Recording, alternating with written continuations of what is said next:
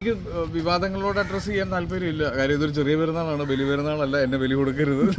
അപ്പോൾ എനിക്ക് പറയാനുള്ളത് ഈ സോഷ്യൽ മീഡിയയുടെ ഒരു അതിപ്രസരം എന്ന് പറയുമല്ലോ. നമ്മൾ സോഷ്യൽ മീഡിയയിൽ ഇരുന്ന് നമ്മളൊരു വീട്ടിലിരുന്ന് അല്ലെങ്കിൽ നമ്മളൊരു കൂട്ടുകാരുടെ കൂടെ ഇരുന്ന് എഴുതി വിടുമ്പോൾ ഉണ്ടാകുന്ന വരും വരായികളെക്കുറിച്ച് ചിന്തിക്കാതെ നമ്മൾ പറയുന്ന ചില അഭിപ്രായങ്ങൾ, ചില കൊമൻസ് ഒരുപാട് വലിയ പ്രശ്നങ്ങളിലേക്ക് പോകും. അപ്പോൾ അതൊക്കെ നമ്മളിപ്പോൾ ഈ കഴിഞ്ഞ ദിവസങ്ങളിലൊക്കെ കണ്ടുകൊണ്ടിരിക്കുന്നുണ്ട്. അപ്പോൾ സിനിമയായിട്ട് തന്നെ കാണുക, അതെപ്പോഴും നമ്മൾ ആഗ്രഹിക്കുന്നത് അങ്ങനെയാണ്. അത് എൻ്റർടൈൻമെൻറ്റിന് വേണ്ടിയിട്ടുള്ളതാണ്. അപ്പം അതിൽ എഴുതി കാണിക്കാറുണ്ട് നമുക്ക് ജീവിച്ചിരിക്കുന്നവരോ മരിച്ചവരോ ആയിട്ട് ഇതിന് ബന്ധമില്ലെന്നും ഇത് സാങ്കല്പികമായിട്ടുള്ള കാര്യങ്ങളാണെന്നും എല്ലാം. അപ്പോൾ അതിനെ അങ്ങനെ തന്നെ കാണണം എന്നാണ് എൻ്റെ ആഗ്രഹം.